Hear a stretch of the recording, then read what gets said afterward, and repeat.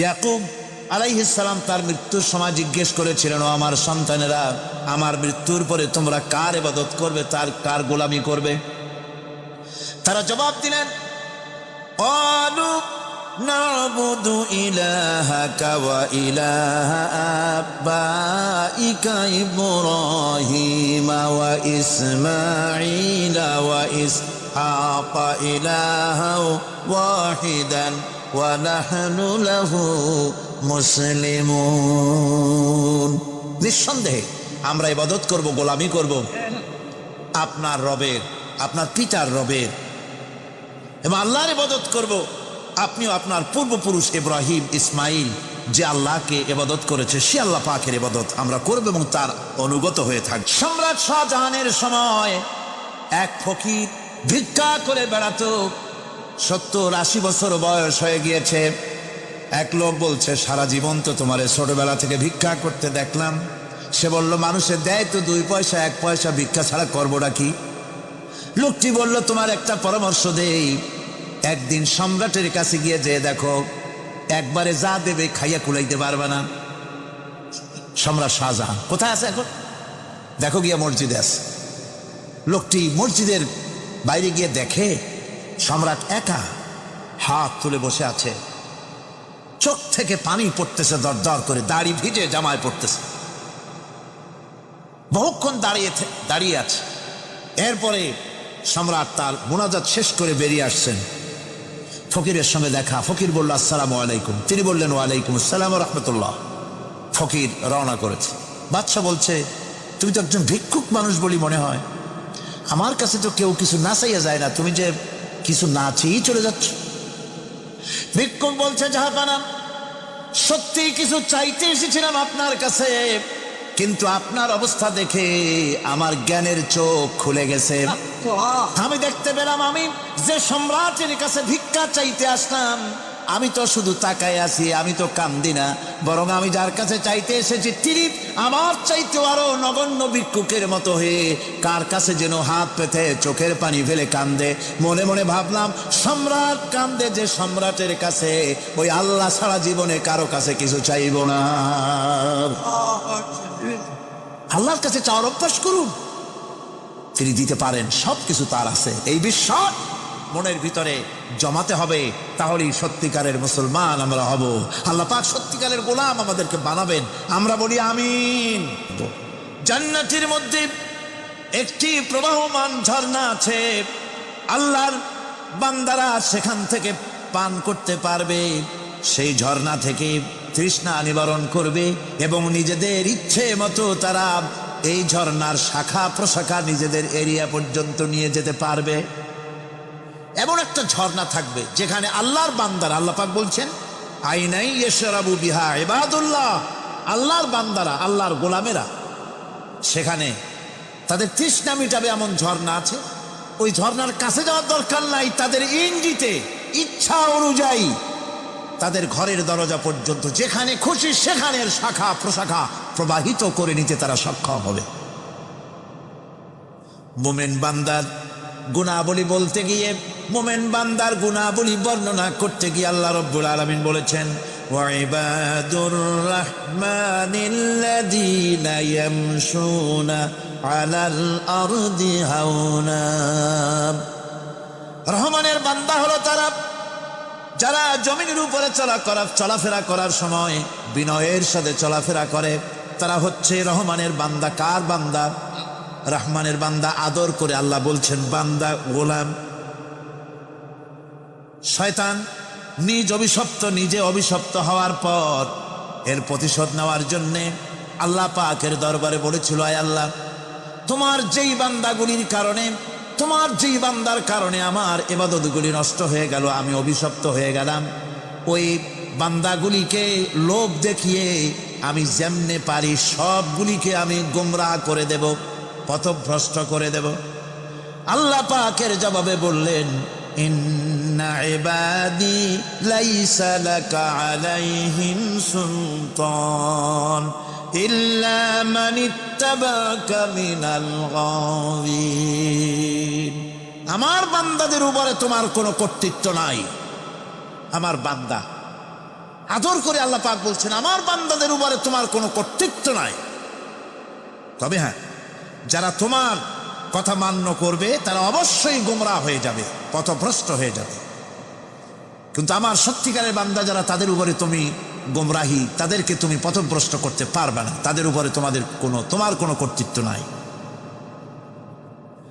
ভাইরা আমার, হযরত ঈসা আলাইহিস সালামের ব্যাপারে, হযরত ঈসা আলাইহিস সালামকে খ্রিস্টানেরা তারা বলেছে ওয়াকালাতিন নাসারাল মাসীহ ইবনুল্লাহ, মসিহ হচ্ছে কার ছেলে?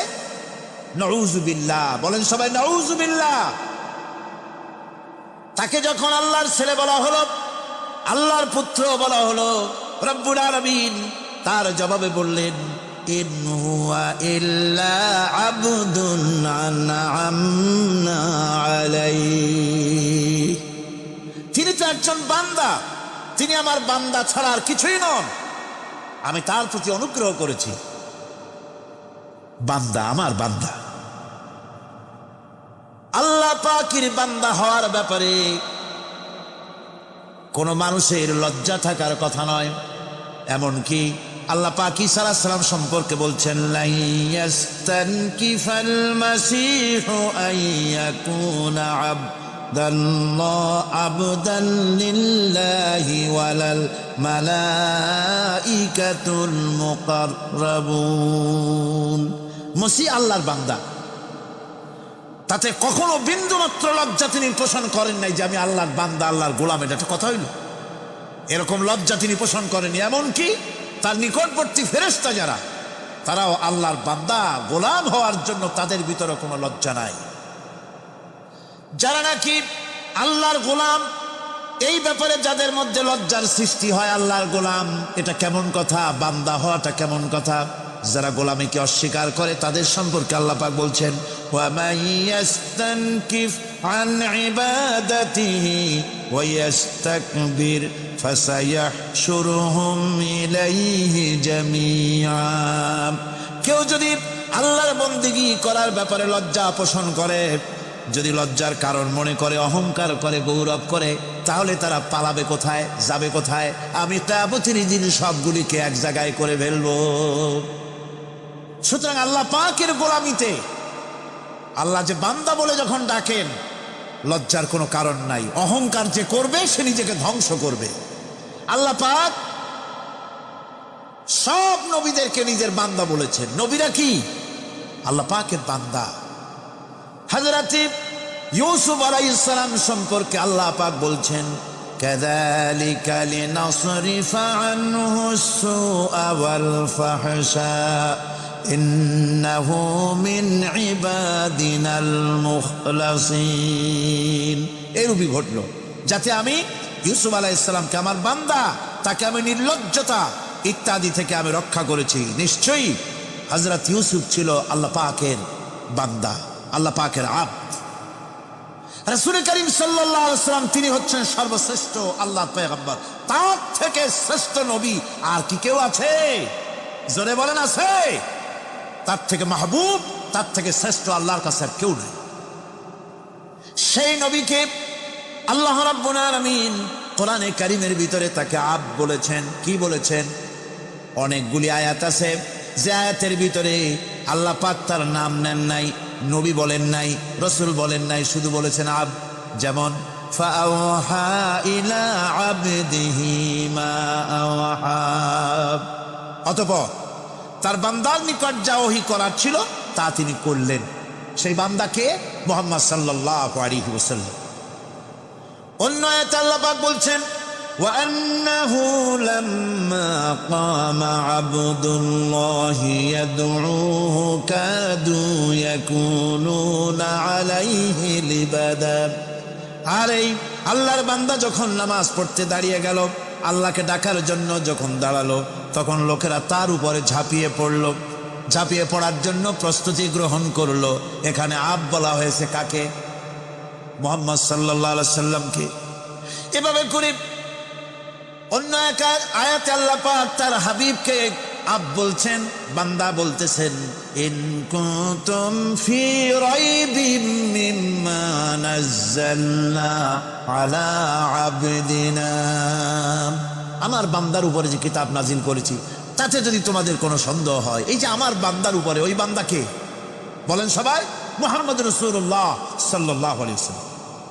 অন্য আয়াতে বলা হচ্ছে, তাবারাকাল্লাযী নাযালাল ফুরকানা আলা আবদিহি লিয়াকুনা লিল আলামিনা নাযীরা। অতীব বরকতপূর্ণ সেই মহান সত্তা যিনি তার বান্দার উপরে ফুরকান নাজিল করেছেন। কে সেই বান্দা? মুহাম্মদ সাল্লাল্লাহু আলাইহি ওয়াসাল্লাম। মেরাজের ঘটনা বলতে গিয়ে আল্লাহ রাব্বুল আলামিন বলতেছেন, সুবহানাল্লাযী আসরা বিআবদিহি লাইলাম মিনাল মাসজিদিল হারামি ইলাল মাসজিদিল আকসা। পবিত্র সেই মহান সত্তা যিনি তার বান্দাকে ইসরা করিয়েছেন। কে সেই বান্দা? মুহাম্মদ রাসূলুল্লাহ সাল্লাল্লাহু আলাইহি ওয়াসাল্লাম। সুতরাং আবদিয়াত, ইবাদত, গোলামি, এটা হচ্ছে মানুষের জীবনের সবচেয়ে বড় মর্যাদাকর খেতাব। আল্লাহর পক্ষ থেকে আল্লাহর বান্দা হওয়া। গোলামি পরিপূর্ণরূপে হবে কেবলমাত্র আল্লাহ পাকের। এই গোলামির জন্যই আল্লাহ পাক আমাদেরকে সৃষ্টি করেছেন, অন্য কোনো কাজে আমাদেরকে সৃষ্টি করেন নাই। সেই জন্য আমাদেরকে গোলামি করতে হবে, আনুগত্য করতে হবে কেবলমাত্র কার বলুন তো? এই গোলামি যদি সঠিকভাবে করি, যদি বান্দারা যারা আল্লাহ পাকের বান্দা বলে, গোলাম বলে নিজেদেরকে দাবি করে, যদি সঠিকভাবে ইবাদতটা করা যায়, তাহলে আল্লাহ তাদের জন্য কি ওয়াদা করেছেন শুনুন।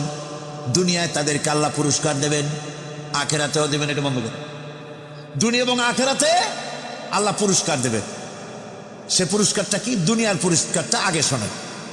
আল্লাহ পাক বলেন, যারা আমার ইবাদত করবে তাদের ব্যাপারে আমার ওয়াদা শোনো।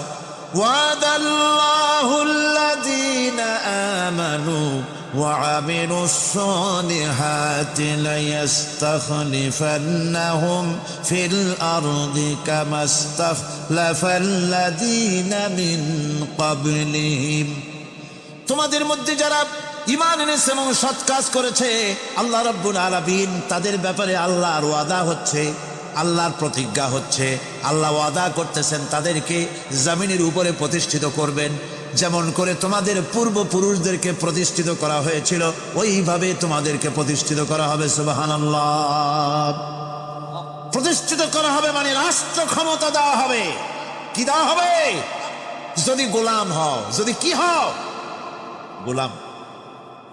আল্লাহ পাক বলছেন, শুধু তাই নয়, আমি আমার দিনকে যারা প্রতিষ্ঠা করবে, আমার গোলামেরা যদি, আমার বান্দারা সঠিকভাবে যদি আমার গোলামি করে, ঈমান আনে, আমলে সালেহ করে, নেক কাজ করে, আমি তাদেরকে রাষ্ট্র প্রতিষ্ঠার সুযোগ করে দেব। আর তাদের জন্য ভীতির পরিবর্তে, সন্ত্রাসের পরিবর্তে শান্তি কায়েম করে দেব। সুবহানাল্লাহ। وَلَيُمَكِّنَنَّ لَهُمْ دِينَهُمُ الَّذِي ارْتَضَىٰ لَهُمْ وَلَيُبَدِّلَنَّهُمْ مِنْ خَوْفِهِمْ أَمْنًا। তাদের দিনকে তারা নিজেদের জন্য যা পছন্দ করেছে, অবশ্যই তিনি তা কায়েম করে দিবেন, এবং সন্ত্রাস আর ভীতির পরিবর্তে আল্লাহ নিরাপত্তা দান করবেন। জোরে কোন সুবহানাল্লাহ। সন্ত্রাস বন্ধ হবে, চুরি, ডাকাতি, জেনা, ব্যভিচার সব বন্ধ হয়ে যাবে। তোমরা ক্ষমতায় থাকবে, তোমরা ডমিনেটেড হবে না, তোমরা ডমিনেট করবে। গোটা পৃথিবীকে শাসন করবে, শাসিত তোমরা হবে না। আর ভীতির পরিবর্তে নিরাপত্তা তোমরা লাভ করবে। কি করলে? ইয়াবুদুনানি লা ইউশরিকুনা বি শাইআ। সুতরাং তারা যেন আমার ইবাদত করে এবং আমার সঙ্গে যেন কাউকে শরীক না করে। আল্লাহ বলছেন, তোমরা যদি আমার সাথে শরীক না করো, ইবাদতের মধ্যে কাউকে যদি শরীক স্থাপন না করো, আর যদি তোমরা আমার ইবাদতটা সলিডভাবে আমার জন্যই করো, তাহলে রাষ্ট্র ক্ষমতা তোমাদের হাতে আসবে, সন্ত্রাস নির্মূল হবে, শান্তি প্রতিষ্ঠিত হবে। এই হচ্ছে দুনিয়ার পুরস্কার। এটা কিসের পুরস্কার? আর আখিরাতের পুরস্কারের কথা বলা হচ্ছে ওয়া মান ইউতি'ল্লাহা ওয়া রাসূলাহু